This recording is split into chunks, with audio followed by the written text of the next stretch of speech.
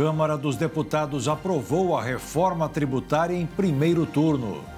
Daniela Carneiro entrega o cargo e deputado Celso Sabino será o novo ministro do Turismo a partir de amanhã.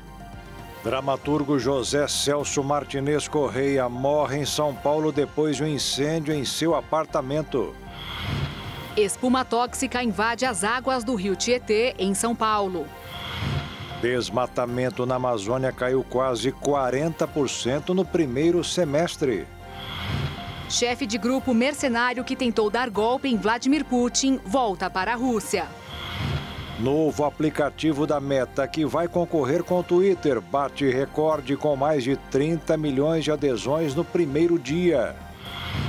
E um dentista de São Paulo, que era palhaço de circo, faz show para a criançada e ninguém tem medo nem de arrancar um dente. Agora, no Jornal das 22.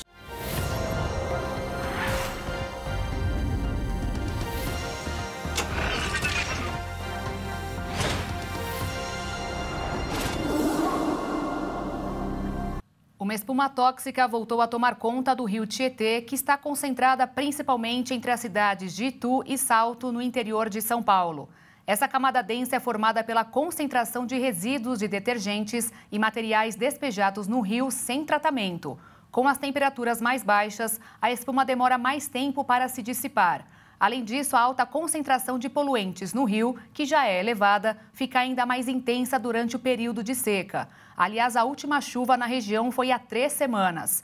O último relatório do SOS Mata Atlântica aponta que 122 quilômetros do rio Tietê estão poluídos, 43% a mais do que no levantamento feito em 2021. Nenhum ponto do rio tem água de qualidade ótima. Os alertas de desmatamento no Cerrado subiram 21% no primeiro semestre desse ano. Por outro lado, a Amazônia registrou queda de 33% nesse mesmo período. Os dados são do Ministério do Meio Ambiente. O governo federal disse que segue firme na missão de reverter a tendência de alta do desmatamento na região da Amazônia. Uma das principais conquistas no período foi a queda de 55% do desmatamento no estado do Amazonas, uma das unidades da federação que apresentavam altos índices de desmatamento. Embora os dados da região do Amazonas sejam animadores, os números da região do Cerrado são preocupantes e continuam em ascensão, com 26 dos municípios concentrando cerca de 50% dos alertas.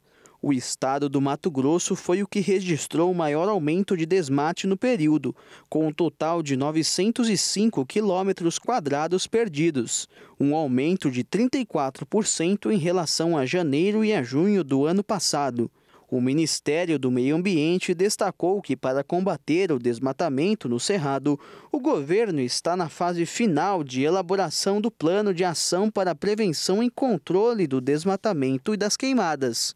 Em toda essa região do bioma, foram aplicados quase 114 milhões de reais em multas e 247 em embargos pelo IBAMA. A professora Monique Medeiros, acusada de matar o próprio filho em Riborel em 2021, voltou a ser presa na manhã de hoje em Bangu, na zona oeste do Rio de Janeiro. O menino de 4 anos morreu de hemorragia interna por conta de uma ação contundente. Os exames mostraram que ele tinha 23 lesões pelo corpo. A prisão foi determinada ontem pelo ministro Gilmar Mendes, do Supremo Tribunal Federal, depois de analisar um recurso de Leniel Borel, pai do garoto.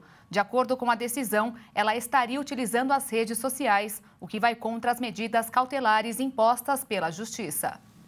A Polícia Federal realizou hoje uma operação para apurar os supostos financiadores da tentativa de atentado à bomba e invasão ao aeroporto de Brasília em dezembro do ano passado. Os episódios investigados aconteceram nos dias 2 e 8 daquele mês, quando várias pessoas invadiram a área de acesso restrito e locais próximos ao aeroporto da capital. A invasão causou uma série de problemas para a segurança aérea e para o serviço do terminal. A PF também avalia uma possível conexão dos suspeitos com os envolvidos na tentativa de atentado à bomba na véspera do Natal. Na ocasião, os terroristas colocaram o explosivo em um caminhão de combustível perto do mesmo aeroporto. Foram cumpridos 6 mandados de busca e apreensão, um no Pará, um em Mato Grosso do Sul e 4 no Distrito Federal. As autuações a motoristas que se recusam a fazer o teste do bafômetro tiveram um salto impressionante nos primeiros 5 meses deste ano no estado de São Paulo. Só que essa escolha, além de perigosa, tem se tornado um costume. Segundo os dados do Detran de São Paulo, as autuações a motoristas que se recusam a fazer o teste do bafômetro aumentaram 64% nos primeiros 5 meses de 2023. Foram 3.193 casos neste ano, contra 1.945 no mesmo período do ano passado. O número de 2023 ainda supera em 97% as 1.703 recusas registradas nos primeiros 5 meses de 2019, ano anterior à pandemia de Covid-19. O crescimento das autuações responde ao aumento das ações de fiscalização e, principalmente, a maior quantidade de veículos abordados após o afrouxamento das restrições de circulação impostas pela pandemia. Além de corresponder ao avanço da fiscalização, a maior quantidade de autuações por dirigir sob influência de bebida alcoólica reflete a busca de parte da população por substâncias que tragam alívio a transtornos como depressão e ansiedade, o que se explica após um período conturbado de pandemia. E as desculpas para se recusar a fazer o teste são tantas, como, por exemplo, bebeu para afogar as mágoas após o término de um relacionamento, um resfriado e tomou um remédio caseiro com mel, vinho do Porto e gema de ovo e recusou a soprar o bafômetro porque não sabia quem tinha usado o bucal anteriormente, mesmo após os agentes informarem que ele é descartável. Vale lembrar que o motorista tem o direito de não fazer o exame do etilômetro. Deixar de soprar o bafômetro, porém, não garante esquiva da multa de R$ 2.934,70 e nem do processo de suspensão da carteira de habilitação por 12 meses. Contudo, a recusa ao bafômetro permite evitar a acusação de crime de trânsito, que pode ser caracterizado quando há mais de 0,34% miligramas de álcool por litro de ar expelido. Caso seja condenado, o condutor poderá cumprir de 6 meses a 3 anos de prisão. Se o condutor efetuar o bafômetro e for atestado até 0,33% miligramas de álcool por litro de ar expelido, o motorista recebe a mesma multa da recusa. De acordo com o Código de Trânsito Brasileiro, tanto dirigir sobre a influência de álcool quanto recusar o teste são consideradas infrações gravíssimas. Então, beber e dirigir não é uma combinação legal. Não cometer essa ação pode evitar que você, motorista, não seja responsabilizado tanto por crimes de trânsito como até por acidentes.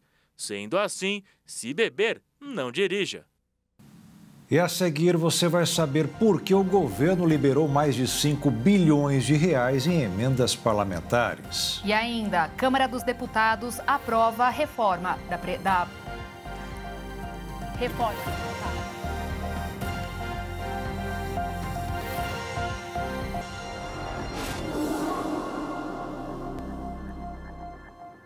No dia de votação da reforma tributária, o governo federal liberou 5 bilhões e 250 milhões de reais em emendas individuais de transferência especial. Essa quantia é um recorde e representa cerca de 75% do valor previsto em emendas desse tipo para 2023. As chamadas emendas PIX estão incluídas nas emendas individuais, às quais cada deputado e senador tem direito. Entretanto, ao contrário das emendas tradicionais, elas não têm um carimbo do destino. Esse tipo de recurso chegou a ser investigado pelo TCU em razão da diminuição da transparência nos gastos. E agora, o que impulsionou essas emendas? A Câmara dos Deputados votou agora há pouco, em primeiro turno, o projeto de reforma tributária apresentado pelo governo. Foram 382 votos a favor, 118 contra e 3 abstenções. Neste momento, estão sendo apreciadas emendas aglutinativas. O dia inteiro foi de muitas manifestações pró e contra dos parlamentares de todos os partidos. A discussão sobre o texto da reforma tributária no plenário da Câmara dos Deputados começou cedo nesta quinta-feira. Na sessão de ontem à noite, o relator, deputado Aguinaldo Ribeiro, fez a leitura do parecer, informando que novas mudanças seriam realizadas ainda nesta quinta-feira para atender demandas específicas e garantir a aprovação do texto. Ribeiro incluiu na proposta uma alíquota zero para os itens da cesta básica. Nós estamos criando a Cesta Básica Nacional de Alimentos. E essa cesta básica tem a alíquota zero. É o que nós estamos colocando no texto. Para que ninguém fique inventando alíquota e fique dizendo que a gente vai pesar a mão sobre o pobre. Entre os itens modificados hoje estão o Fundo de Desenvolvimento Regional, a distribuição automática aos municípios e a Zona Franca de Manaus. Ao longo do dia, os deputados discursaram contra e a favor da reforma tributária no plenário da Câmara. Uma reforma que está taxando aeronaves, que está taxando embarcações náuticas de luxo. Portanto, uma reforma que caminha na perspectiva de termos uma justiça maior neste país. Alguns afirmam que a reforma vai aumentar o valor dos produtos e reduzir a arrecadação dos municípios. Os municípios hoje ficam com 17% da receita de tudo que se arrecada. A fatia do bolo é 17% do município e 61% para a União. Ninguém está discutindo isso. Esse projeto, até onde eu vi, porque é tudo surpreendente, né? É a metamorfose ambulante, né? Nós não sabemos o que vai, pelo que eu vi, vai piorar. O texto da reforma tributária em discussão na Câmara dos Deputados é uma proposta de emenda à Constituição protocolada em 2019. Mas nesta legislatura, sob a relatoria do deputado Aguinaldo Ribeiro, do PP, passou por diversas alterações e foi modificada ainda na tarde desta quinta-feira. Deputados mais ligados à direita, que associam o texto ao PT, criticam a proposta e pedem mais tempo para uma análise detalhada da reforma tributária. Na manhã de hoje, o ex-presidente Jair Bolsonaro publicou uma nota dizendo não à reforma tributária do PT. Depois, liderou uma reunião com deputados do PL para construir um consenso contra a reforma tributária. Depois deste encontro, os deputados pediram na tribuna da Câmara mais tempo para analisar o texto antes da votação. Nós, do PL, nós somos favoráveis a reformas e, inclusive, reforma tributária. É muito necessária diante do verdadeiro manicômio judiciário que nós vivemos no nosso país, deputado Rogério. Acontece que a forma como a proposta está sendo submetida aqui à análise do plenário, né, é uma forma que nos deixa inseguros completamente. Nós estamos, assim, prestes a fazer uma votação no escuro. Votar uma proposta com todas as páginas, que foi o relatório lido pelo relator ontem, está sendo modificado de forma tão rápida, assodada. Não faz bem ao parlamento, não faz bem à democracia. No meio da tarde, para garantir o quórum nas sessões de quinta e sexta-feira, o presidente da Câmara dos Deputados, Arthur Lira, autorizou o registro de voto e de presença virtualmente. O ato foi publicado em edição extra no Diário da Câmara.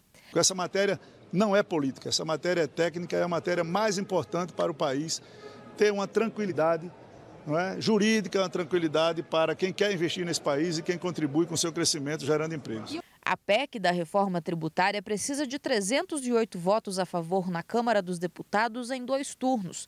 E assim que a tramitação do texto for concluída, seguirá para o Senado, onde também precisa do aval de mais da metade dos senadores em 2 votações. Rodrigo Pacheco já afirmou que a reforma tributária está madura e será votada no Senado no começo do próximo semestre. A reforma tributária propõe a extinção de 5 impostos, ICMS, ISS, PIS e COFINS, e a criação de 2 novos tributos, um só do governo federal e outro para ser dividido entre estados e municípios. mas existe um em especial. É o imposto do pecado sobre produtos nocivos à saúde e ao meio ambiente, como cigarros e bebidas alcoólicas, para desestimular o consumo desses produtos. Ou seja, a seletividade que antes permitia reduzir a alíquota, agora vai permitir sobretaxar os produtos, desde que sejam prejudiciais à nossa saúde e ao meio ambiente. Os itens ainda não estão definidos e só devem ser regulamentados em uma lei complementar. Na prática, significa que, agora que aprovada, os produtos considerados nocivos já poderão ter alíquotas maiores, desde que sejam regulamentados por meio de lei complementar. O mercado financeiro desta quinta-feira foi de expectativa pela aprovação da reforma tributária no Brasil. No exterior, os juros ficaram no radar.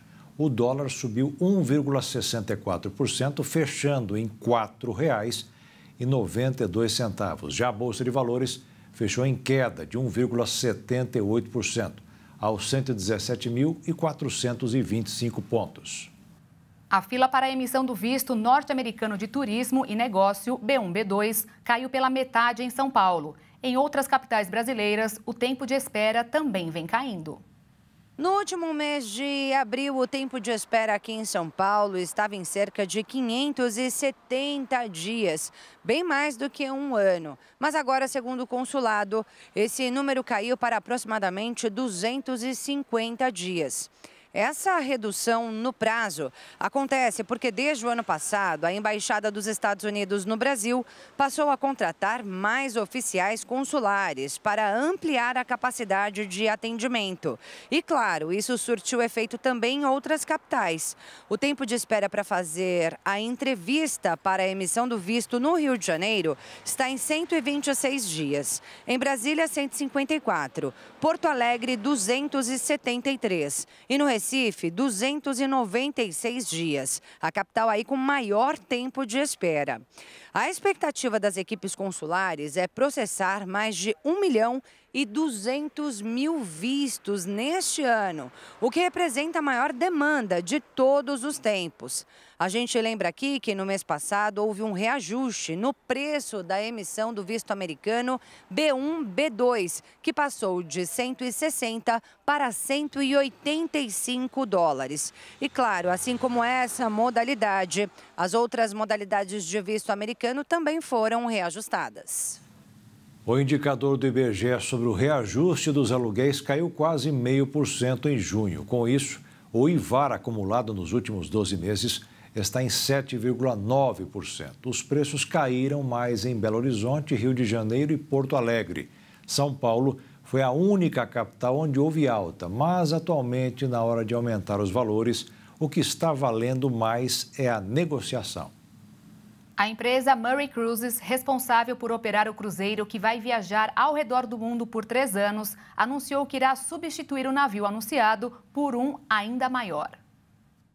Estava tudo certo para a expedição acontecer a bordo do navio MV Gemini, mas a empresa responsável anunciou que agora a viagem será realizada no navio MV Lara, que tem capacidade maior, até 1.266 passageiros, e ainda conta com diversas outras atrações, como centro de negócios com escritórios, bar de charutos e vinhos, hospital 24 horas com visitas médicas gratuitas, palestras e a oportunidade de um envolvimento em iniciativas voluntárias e filantrópicas. Além de 627 cabines, podendo ser internas e externas, que também estão disponíveis na categoria Premium, além de cabines com varandas. Os preços para embarcar nessa aventura começam em $38.500, cerca de R$190 mil. Os valores são anuais e por pessoa, e eles podem chegar até $100 mil, cerca de R$490 mil, dependendo de qual tipo de cabine o passageiro escolher. O navio passará por uma revitalização antes do início do cruzeiro, que partirá no dia 1º de novembro de Istambul, na Turquia. A viagem de 3 anos abrangerá cerca de 209 mil quilômetros, cobrindo 375 portos, 135 países e todos os continentes. Mas os passageiros que reservarem as passagens não precisarão esperar até novembro para conhecer o navio, pois nos próximos meses serão realizados eventos de boas-vindas e comemorações dentro do navio para os passageiros com reserva. Quem é criança fala que quer crescer logo, sair de casa e ser independente. Já quem é adulto se arrepende em muitos momentos das responsabilidades que são impostas com a tal independência. Com o peso da vida adulta, um casal europeu decidiu viver a vida em um motorhome, ou seja, fazer o próprio lar dentro de um veículo e viver percorrendo estradas europeias. Cansados de pagar aluguel, Kay e o namorado compraram o motorhome por cerca de 4 mil euros, aproximadamente 24 mil reais, e agora vivem nas estradas. Os jovens descobriram que a alternativa para fugir da cobrança mensal seria comprar um veículo, reformar e transformá-lo em lar.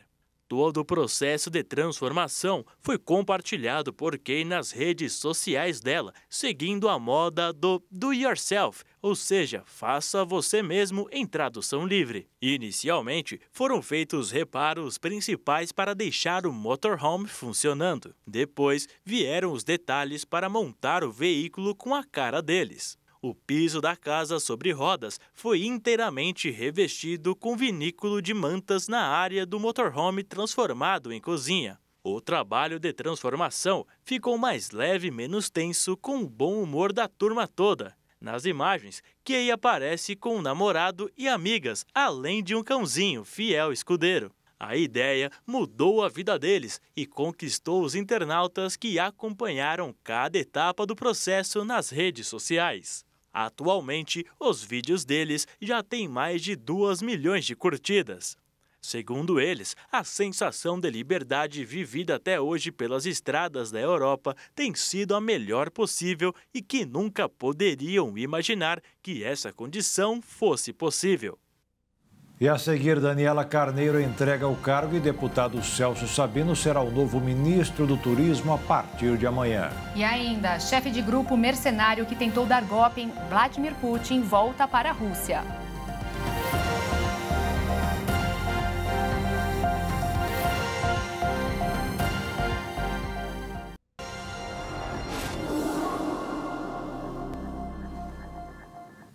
O ministro da Secretaria de Relações Institucionais, Alexandre Padilha, afirmou que o presidente Lula vai se reunir com líderes do União Brasil amanhã para confirmar a indicação do deputado Celso Sabino como novo ministro do Turismo.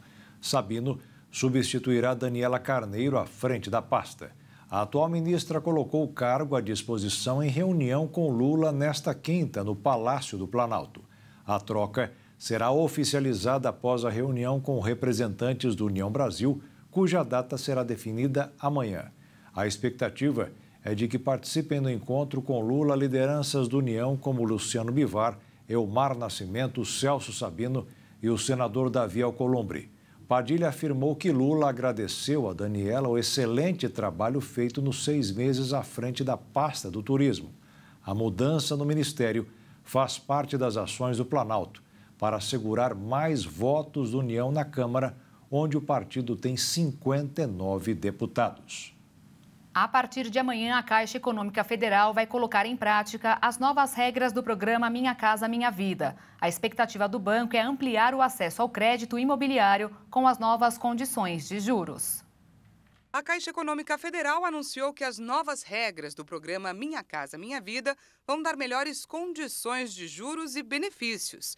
As mudanças devem contribuir para baixar o valor da entrada dos financiamentos, que é o principal entrave para o acesso ao crédito com recursos do FGTS. O fatiamento das faixas do programa vai permitir juros menores para rendas mais baixas. Com isso, se a renda familiar é de até R$ 2.000, por exemplo, vai ter redução na taxa de juros de 4,25% para 4% nas regiões Norte e Nordeste e de 4,5% para 4,25% no restante do país. Também houve atualização dos valores de subdivisões da faixa 2 até R$ 4.400 e faixa 3 até R$ 8.000.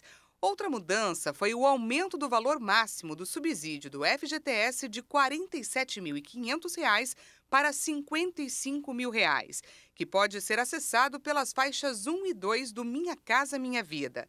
Aliadas ao maior prazo de empréstimo de até 35 anos, essas mudanças aumentam o valor do imóvel que pode ser financiado, reduzindo o valor que o comprador tem de dar de entrada.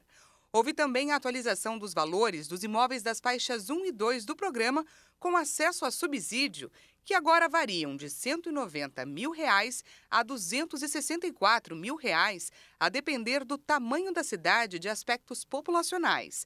Antes, o intervalo era de cerca de R$ 130.000 a R$ 230.000. E para a classe média, o aumento do valor do teto do imóvel para a faixa 3 para R$ 350.000 permite o acesso a financiamentos com as taxas de juros mais baratas do programa de até 7,66%. A Caixa trabalha para zerar o estoque de obras paradas no Minha Casa Minha Vida até o fim deste ano. Também foram entregues 9.822 apartamentos ou casas construídas com recursos do programa habitacional. O ministro da Justiça, Flávio Dino, prorrogou por mais 90 dias o uso da Força Nacional de Segurança em apoio ao governo do Amazonas no combate ao crime organizado e aos crimes ambientais. Os soldados poderão ficar na região até o dia 5 de outubro, quando será feita uma avaliação sobre a necessidade de esticar ou não o prazo mais uma vez. De cada 4 espécies de aves marinhas, uma está sob risco de extinção devido ao número elevado de poluição causada pelos plásticos nos oceanos. Cerca de 1/4 da poluição plástica no mundo está em áreas de alto mar, que é o lugar preferido das aves em busca de alimentação. Muitas delas vivem indo de um lugar para o outro, mas os períodos de reprodução acabam sendo os mais perigosos. As aves costumam percorrer longas distâncias para achar um lugar ideal para construir um ninho. E no percurso, podem acabar tendo contato com esse acúmulo de lixo. O estudo publicado pela revista Nature mostrou que ao menos 64 espécies estão vulneráveis e outras 12 estão criticamente ameaçadas pela poluição. Imagens divulgadas por uma televisão russa mostraram o momento em que forças militares do país invadem a casa de Prigozhin, um dos principais líderes do grupo Wagner. Na casa do mercenário foram encontrados ouro, dinheiro, armas, perucas, passaportes e uma marreta. As imagens foram divulgadas na noite desta quarta-feira e tudo leva a crer que foi algo combinado com o Kremlin para descredibilizar o mercenário que já estava com a sua popularidade em queda. Em sua residência foram encontrados 32 milhões em notas de dólares e rublos, barras de ouro, armas e uma coleção de perucas, foto dele disfarçado e de cabeças decepadas, passaportes de diversas pessoas e uma marreta para intimidar inimigos, além de uma sala de tratamento médico totalmente equipada. Prigozhin é um dos fundadores do grupo mercenário Wagner e assumiu o controle da cidade de Rostov, no sul da Rússia, em 24 de junho, ocupando o centro de comando onde a Rússia coordena sua operação militar especial na Ucrânia e enviou um comboio de combatentes para Moscou. Seu motim representou a maior ameaça ao presidente Vladimir Putin desde que o líder russo chegou ao poder há mais de 2 décadas e forçou o Kremlin a lançar um exercício de limitação de danos, no qual enfatizou lealdade das Forças Armadas e a unidade da sociedade em face da traição. O mercenário só parou de atacar após fazer um acordo com o Kremlin. A partir desse momento, Prigozhin deveria se mudar para a vizinha Bielorrússia. Em troca, as acusações criminais contra ele seriam retiradas. Adicionando mistério a essa história, na manhã desta quinta-feira, o presidente da Bielorrússia, Alexander Lukashenko, afirmou que Prigozhin está na Rússia e não mais em seu país. Até o momento, o mercenário não comentou em nenhum local sobre a invasão à sua residência e seu paradeiro também é desconhecido. O drama dos refugiados afegãos que estavam acampados no Aeroporto Internacional de Guarulhos, em São Paulo, acabou na semana passada após um acordo feito entre o governo federal e a Prefeitura de Praia Grande, no litoral paulista. Por algum tempo, 128 imigrantes ficarão em uma colônia de férias da cidade. Um deles, um afegão.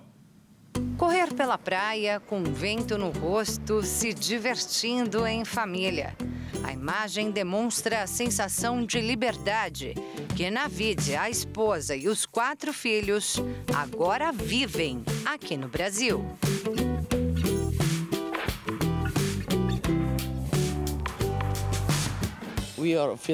Estamos nos sentindo muito seguros aqui e também muito bem acomodados.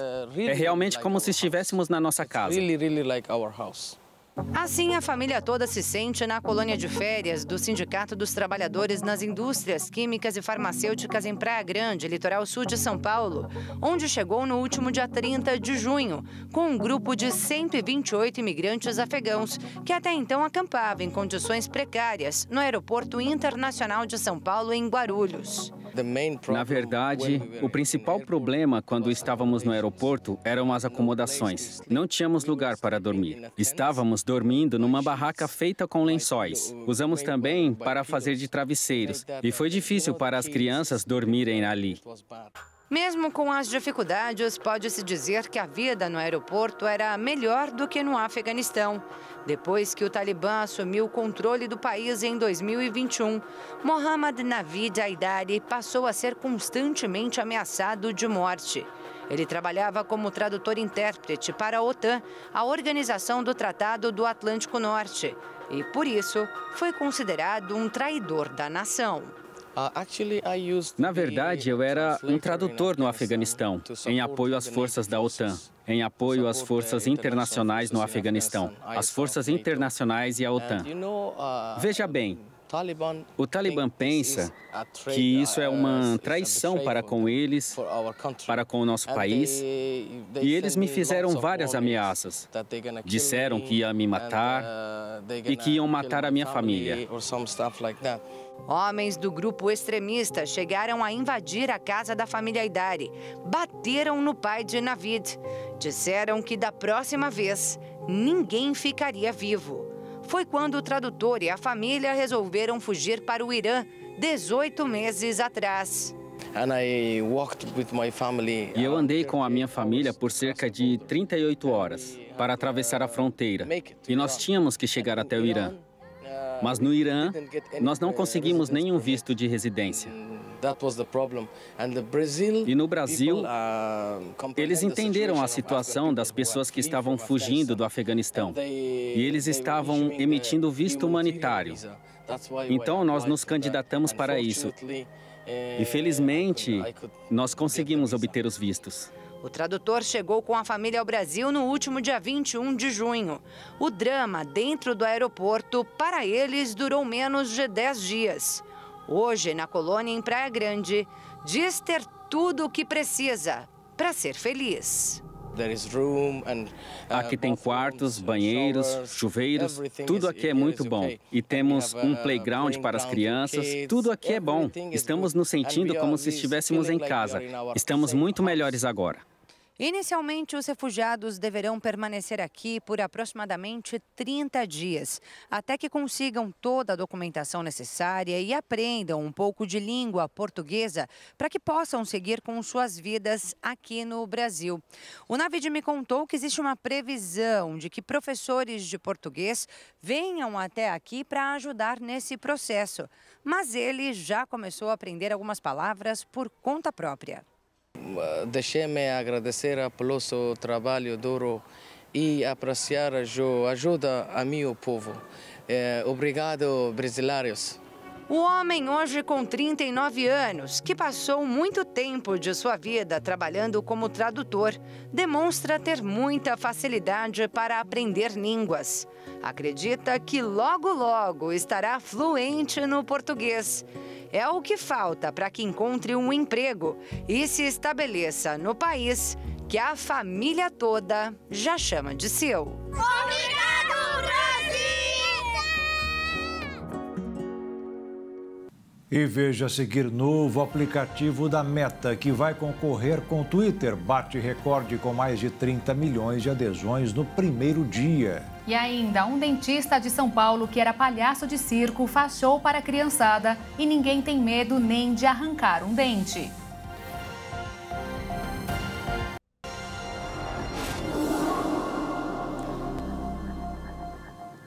Diferentemente do que se dizia, as pessoas com sobrepeso, mas não consideradas obesas, não têm alto risco de morte.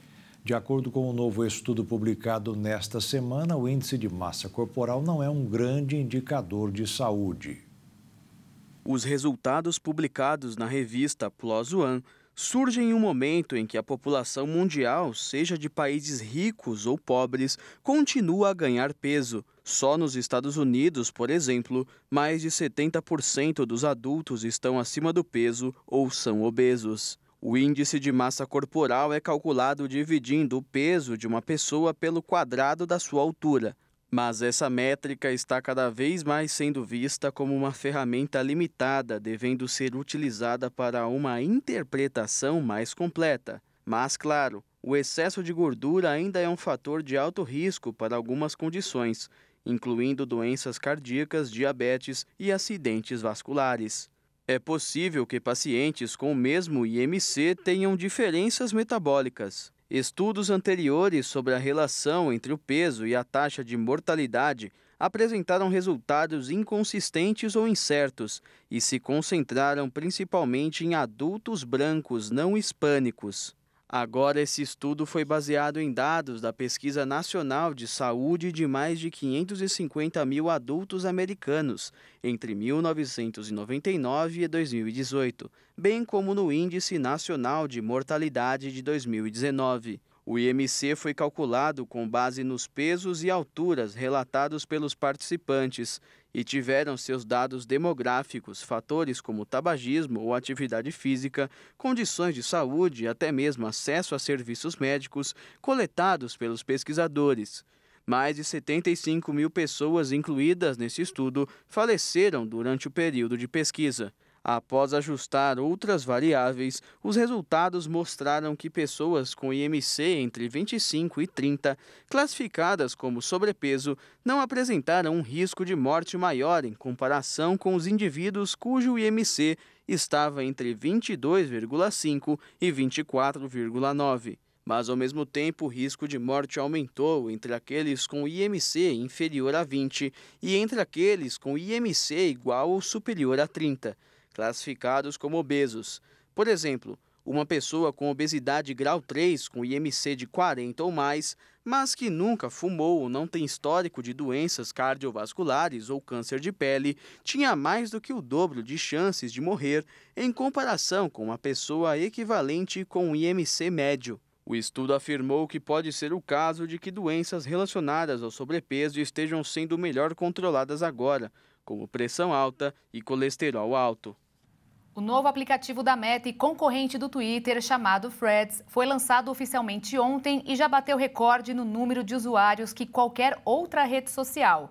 Nas primeiras 2 horas, foram 2 milhões de pessoas que instalaram o aplicativo. Mas agora, a marca ultrapassou os 30 milhões. A rede social disponível para Android e iOS permite aos usuários compartilharem atualizações de texto com até 500 caracteres, 10 fotos e vídeos com no máximo 5 minutos de duração. Além da vantagem de ser vinculado ao Instagram, sendo possível importar todos os seguidores da rede de fotos, assim como a do perfil e as informações da bio. Um balanço da Meta mostrou que já foram publicadas 95 milhões de mensagens no intervalo de 24 horas e mais de 190 milhões de reações compartilhadas. O governo do Rio de Janeiro sancionou uma lei antirracismo que leva o nome do jogador de futebol Vinícius Júnior. O texto prevê a interrupção dos jogos em casos de denúncia ou manifestação racista, além de promover campanhas educativas antes e durante os intervalos das competições. A Lei Vini Júnior surge como um tipo de homenagem e apoio ao atacante, que é frequentemente atacado por atletas e torcedores rivais na Espanha, há pelo menos 2 anos seguidos.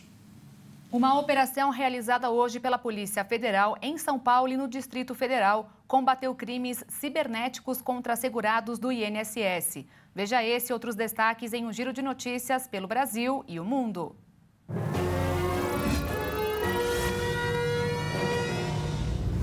A Operação Upgrade visou o cumprimento de 46 mandados judiciais, sendo 24 mandados de busca e apreensão e 22 de prisão temporária. 11 pessoas suspeitas foram presas. A investigação teve início com a localização de dispositivos não homologados instalados fisicamente na rede local de pelo menos 2 agências do INSS em Teresina. Esses dispositivos permitiam que os criminosos tivessem acesso a dados de segurados. Conforme a PF, os criminosos inseriam o dispositivo eletrônico chamado de chupa-cabra na rede interna do INSS e, de posse dos dados e sistemas, reativava benefícios cessados. Os suspeitos poderão responder pelos crimes de organização criminosa, furto eletrônico, invasão de dispositivo informático e lavagem de bens e valores. As penas máximas para esses crimes somadas alcançam 30 anos de reclusão. O Procon de São Paulo realizou uma pesquisa de preços de combustíveis em todo o estado de São Paulo nos dias 27 e 28 de junho. A pesquisa encontrou diferenças de até 72% no preço do diesel S10 na capital. O objetivo desse levantamento mensal de preços é fornecer informações relevantes aos consumidores paulistas. Os dados foram coletados em 50 postos de combustível em 5 regiões da capital e em 80 estabelecimentos no interior. Essa diferença significativa nos preços pode ser explicada por diversos fatores, como variações recentes nos custos das distribuidoras e impostos, localização dos postos e estratégia comercial. Os programas Luz para Todos e Mais Luz para a Amazônia do Ministério de Minas e Energia continuarão sendo geridos pela Eletrobras por mais 12 meses. Após a conclusão desse prazo, os programas deixarão de ser administrados pela empresa e passarão para a Empresa Brasileira de Participações em Energia Nuclear e Binacional. O Ministério esclareceu que não só continuará com os programas, como pretende reformulá-los. Dessa forma, eles poderão ser ainda mais inclusivos, garantindo o acesso ao serviço de energia elétrica a todos as brasileiras e brasileiros. A modelagem de desestatização previa uma transição de até 12 meses para que essa transferência pudesse ser feita, o que envolve ajustes de sistema, treinamento de equipes, transferência de conhecimento e histórico de informações pelas duas empresas. Cientistas da Universidade de Illinois e da Faculdade de Medicina Veterinária da Universidade de Cornell, nos Estados Unidos, criaram um exame diagnóstico capaz de identificar uma infecção prévia por SARS-CoV-2 ou outros coronavírus em várias espécies, incluindo cães e gatos. Os testes sorológicos buscam identificar anticorpos no corpo específico para o vírus e apresentam maior eficácia quando feitos a partir do 8º dia de contágio. Apesar de ser um teste com uma boa acurácia, o estudo tem suas limitações, como ter testado até o momento apenas em cães e gatos e não em animais selvagens como doninhas e furões. Pesquisadores do Instituto de Arqueologia da Universidade College London, na Inglaterra, descobriram algumas das maiores ferramentas de pedra pré-históricas do Reino Unido. As escavações realizadas na cidade de Kent revelaram 800 artefatos pré-históricos de pedra, com mais de 300 mil anos, como 2 facas de pederneira extremamente grandes que podem ter sido usadas para caçar animais e cortar carne. Os pesquisadores acreditam que o local onde os itens foram encontrados data de um período pré-histórico, quando o povo Neandertal e suas culturas começaram a surgir na região e podem, inclusive, ter compartilhado a paisagem com outras espécies humanas primitivas. Um dentista de São Paulo, que já trabalhou em circo, decidiu unir os 2 talentos para afastar das crianças o medo de ir a um consultório. Vários adultos também não gostam de buscar por esses profissionais, mas a especialidade do tio Paulo é cuidar dos pequenos. principalmente os que têm necessidades especiais. Esse som provavelmente dá calafrios em muita gente. A ansiedade para ir ao dentista por medo dos procedimentos tem se tornado cada vez mais comum, o que dificulta o acompanhamento odontológico correto desde a infância. Nos Estados Unidos, uma pesquisa estima que entre 9% e 15% da população do país deixa de ir aos consultórios devido à odontofobia, ou seja, o medo de passar por uma consulta com o odontologista. No Brasil, dados do Ministério da Saúde indicam que aos 5 anos de idade, mais de 53% das crianças já tiveram cárie. A Associação Brasileira de Odontologia alerta que as pessoas nessa idade já têm em média mais de 2 cáries nos dentes de leite. E para deixar os pequenos mais à vontade, sem medo na hora de consultas e tratamentos odontológicos, um dentista da Grande São Paulo chamou atenção nas redes sociais com um atendimento humanizado e divertido. Ele realiza atividades lúdicas para entrar no universo infantil e garantir a saúde bucal das crianças. Paulo Bonavides, conhecido como Tio Paulo, arranca sorrisos e gargalhadas das crianças e dos adultos pela forma como atende aos pequenos, principalmente nos momentos mais tensos, como em uma extração de dente. Com isso, as idas ao consultório se transformam numa grande farra.